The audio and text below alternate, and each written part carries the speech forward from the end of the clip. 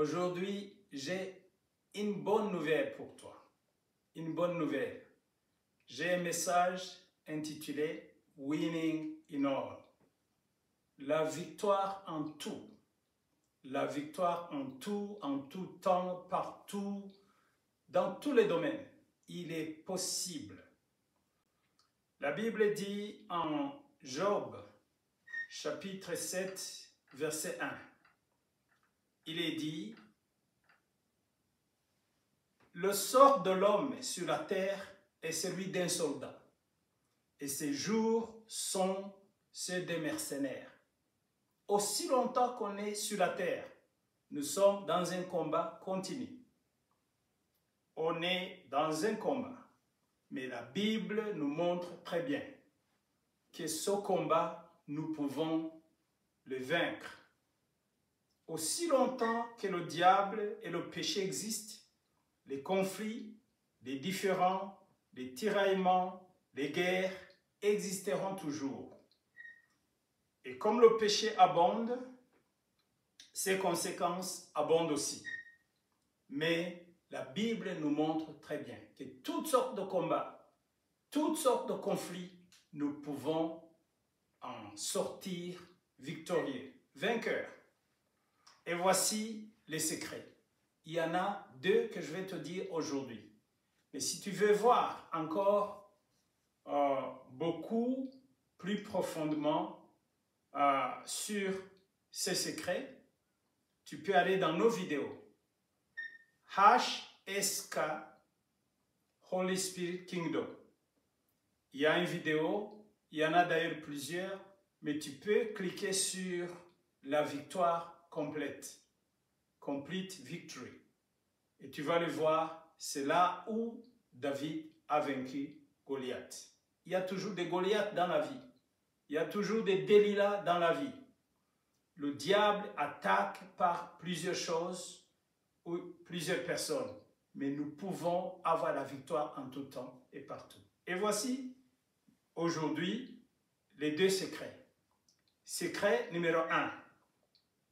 Il faut faire tout pour que tes ennemis soient dépouillés, désarmés. Il ne faut jamais armer tes ennemis. Il faut que ton ennemi soit dépouillé. Et tes ennemis, tous, soient dépouillés, désarmés, dépourvus d'arguments. Avoir ses ennemis et ses adversaires dépouillés. Jésus a dit, il n'y a rien du diable ou du monde, des ancêtres en moi. Il n'y a rien de semblable à l'ennemi. Tant que l'ennemi a en toi quelque chose qui lui est semblable, il en profite pour te terrasser. Parce que tout ce qui est du diable est venin. Il est venimeux. Tout ce qui est du diable, c'est une infection. Il te terrasse avant que le diable t'attaque. Donc, n'avoir rien du diable en toi, n'avoir rien du monde en toi, c'est-à-dire, en d'autres mots, la sanctification. La sanctification fait deux choses en toi. D'abord, élimine l'ennemi, élimine les substances nocives du diable. Deuxième, injecte la nature de Dieu en toi.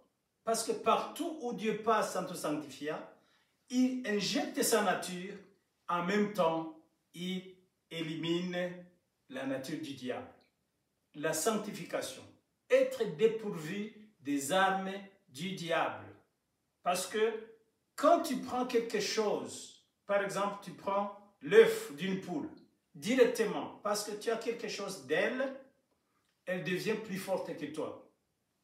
Elle va t'attaquer et tu vas courir, fuyant la poule. Pourquoi? Parce que you owe it something. Tu lui dois quelque chose. Donc, il faut être dépourvu de tout ce qui est du diable, tout argument, et comme ça, il n'aura pas d'argument. La Bible dit, Colossiens chapitre 2, verset 15, Jésus, il a dépouillé les dominations et les autorités. Il les a livrées publiquement en spectacle, en triomphant d'elles par la croix. Quand Jésus grandit en toi, il grandit et Dieu le fait grandir en toi. Parce que c'est une nature réelle. Et il fait détruire les démons, le péché, la maladie, la nature pécheresse qui te rendait faible. Il le détruit par ce qu'il a fait, ce que Jésus a fait par la croix. Il le détruit par ce qui est en lui, donc ses attributs. Il le détruit par ce qu'il est, parce qu'il est un feu dévorant. Plus il grandit, c'est le feu qui grandit en toi, qui consume tout ce qui ne confesse pas le nom de Jésus, qui t'affaiblit, qui te rend vulnérable. Donc, tu deviens fort à cause de la nature de Jésus que tu hérites. À un certain moment, ses empreintes, sa puissance, son passage en toi laisse des empreintes indélébiles qui ne peuvent jamais être effacées. Écoutez, tout être vivant qui sommet vivra partout où le torrent coulera. Il y aura une grande quantité de poissons, car là où cette eau arrivera, les eaux deviendront saines. Donc, partout où cette eau de la parole de Dieu passe en grandissant, il laisse une puissance divine. Écoutez, Jésus, en grandissant en toi, le Saint-Esprit en grandissant en toi, non seulement il te sanctifie, mais aussi il t'injecte sa nature. À un certain moment, il bâtit son royaume en toi. Donc, et tu diras plus tard, ce n'est plus moi qui vis, c'est Jésus-Christ qui vit en moi. Et à un certain moment, Jésus a dit à ses disciples, il a dit, vous êtes des dieux, donc vous êtes comme moi. À un certain moment, à l'intérieur de vous, vous êtes comme moi. Vous avez ma nature. Et la nature de Jésus, c'est ça la nature victorieuse. Sur tous les ennemis, dans tous les combats, partout et en tout temps. À un certain moment, la victoire devient une vie. Donc, c'est la vie victorieuse. Tu marches dans la victoire, tu combats dans la victoire, tout le temps. Écoutez ce que la Bible dit. Qui a connu la pensée du Seigneur pour l'instruire? Or, nous avons la pensée de Christ. À un certain moment, notre pensée, notre façon de penser, la pensée est envahie par le Seigneur. Nous avons les idées, les pensées. Or, l'homme, il est tel qu'il pense. Donc, voilà, nous avons les sentiments aussi de Jésus. Ayez en vous les sentiments qui étaient en Jésus. Dit Philippiens chapitre 2, verset 5. Et Psaume 82, verset 6, il a dit, j'avais dit, vous êtes des dieux, vous êtes tous des fils du Très-Haut. Tel Père, tel Fils, tel il est, tel nous sommes. Et comme il a toujours la victoire, il a marché sur les eaux, he rebuked the wind and the waves died. Donc, c'est quelqu'un qui peut détruire même le vent et les vagues cessent. Alléluia. Écoutez, Galates chapitre 2, verset 20. J'ai été crucifié avec Christ. Et si je vis, ce n'est plus moi qui vis, c'est Christ qui vit en moi. C'est Christ qui marche en moi. C'est lui qui parle à moi. C'est lui qui vit en moi, qui combat à moi et qui combat pour moi et qui combat par moi. Donc, la victoire est indéniable, la victoire est réelle, la victoire est concrète, invisible, elle est visible, elle est indiscutable. Et c'est pour toujours et dans tous les combats. Parce que la vie est faite de combats, mais ces combats, nous avons toujours la victoire grâce à Jésus à nous. Ce n'est plus moi qui le fais, c'est Christ qui le fait à moi. À lui soit la gloire au siècle des siècles. Alléluia. Deuxième condition, deuxième secret pour la victoire. Il faut que Dieu soit avec toi. Chaque fois que Dieu est avec toi, tu auras toujours la victoire. Tu es majoritaire, tu as la puissance. Il a dit à Josué, 1,5, Josué 1,5, nul ne tiendra devant toi tant que tu vivras. Je serai avec toi comme j'ai été avec Moïse. Je ne te délaisserai point, je ne t'abandonnerai point. Il a dit à Gédéon, Juge chapitre 6, verset 16, l'Éternel lui dit, mais je serai avec toi, Et comme je serai avec toi, tu battras Madia, tu battras la maladie, tu battras les combats, tu auras la victoire dans tous les combats. Tu battras tes ennemis comme un seul homme. Pourquoi? Parce que je serai avec toi. Hein? Donc, je serai avec toi. Comment Dieu peut être avec nous? Parce que si Dieu est avec nous, nous aurons toujours la victoire. Si Dieu est avec toi, qui sera contre toi? Dieu te donnera toujours la victoire. Ce n'est pas ta force, c'est la force de Dieu. Je t'ai dit, le premier secret, c'est la sanctification, qui est l'élimination de la nature du diable, en même temps, l'injection de la nature de Dieu. Plus Dieu passe en toi, grandit en toi, te remplit, le Saint-Esprit te remplit, il t'injecte sa nature, en même temps élimine la nature de l'ennemi. Et deuxièmement, il faut que dans tous tes combats, il soit avec toi. Écoutez, à Josué chapitre 5, versets 13 et 14. Hein?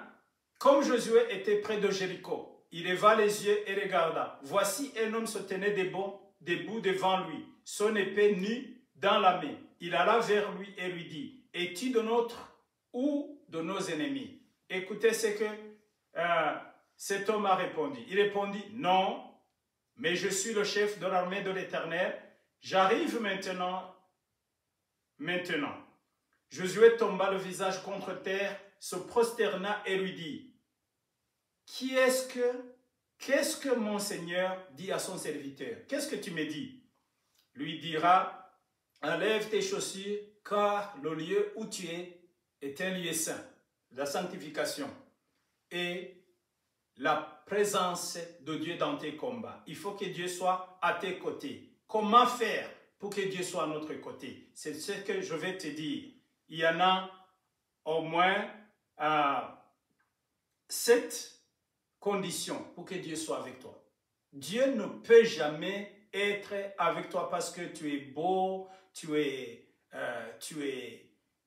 grand, tu es riche, ceci ou cela. Dieu, ce n'est pas ce qui attire Dieu en toi. Écoutez le secret pour que Dieu soit avec toi.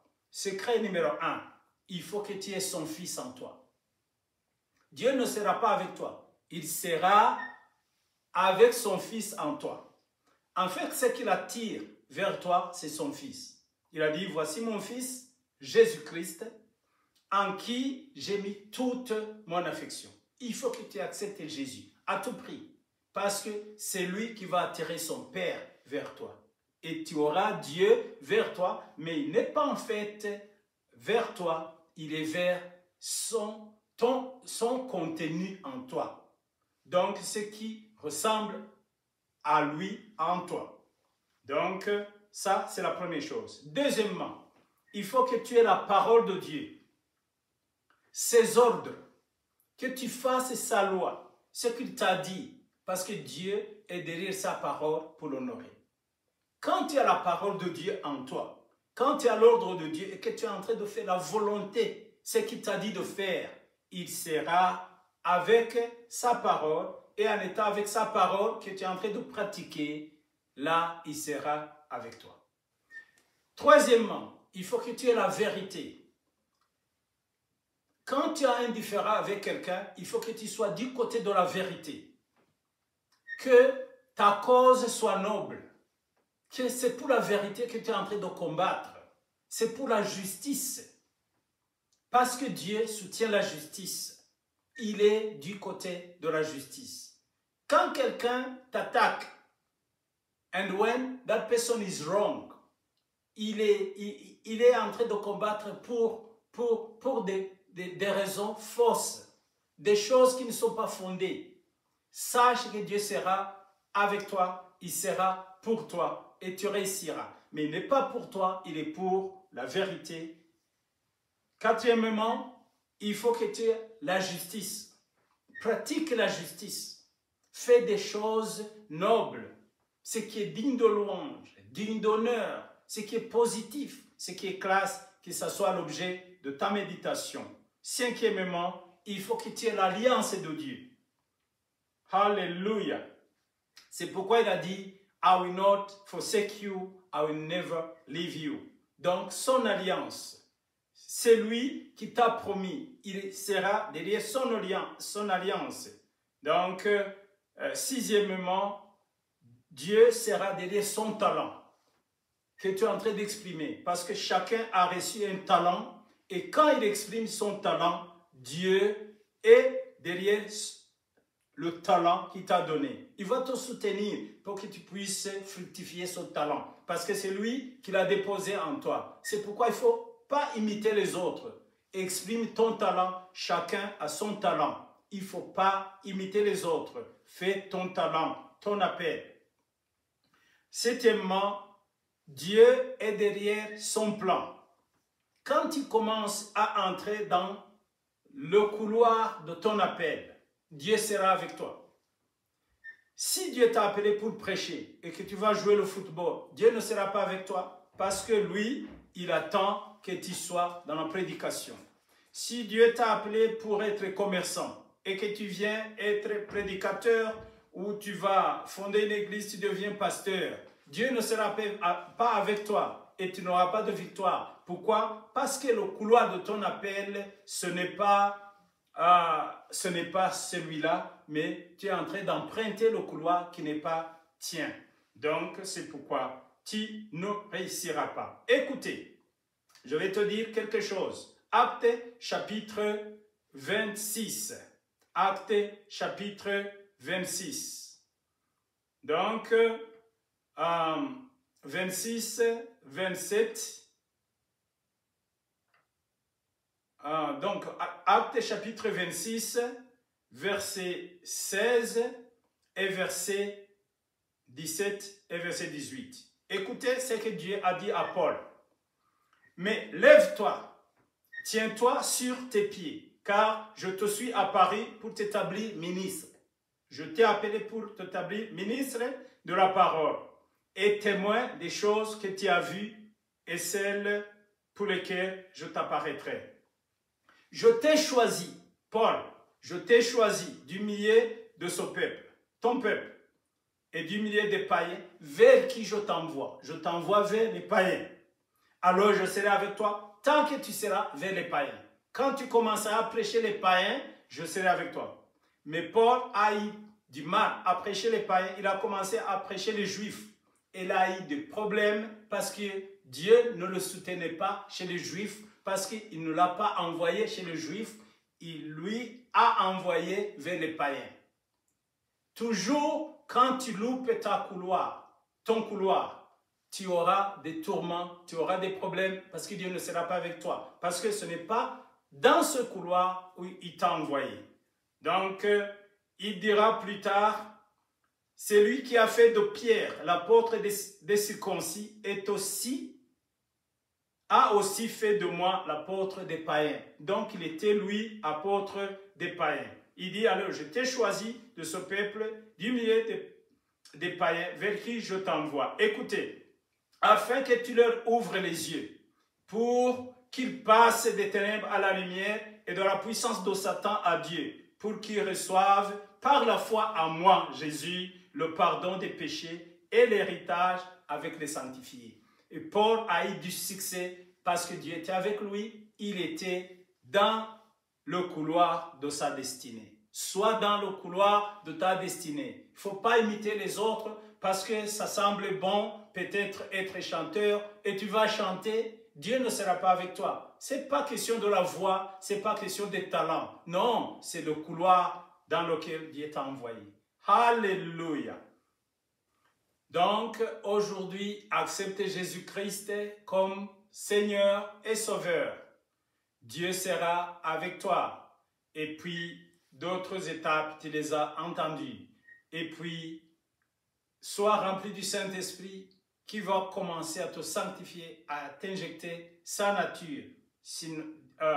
nature ou la nature de Jésus en toi, parce que c'est lui qui le fait croître et c'est lui qui a pondu cette œuvre en toi. Donc, je te souhaite la victoire dans tous tes combats, la victoire tous les jours. Que Dieu vous bénisse, vous faites bien d'écouter ces prédications, ces enseignements continuez à les partager avec les autres, continuez toujours à subscribe, like.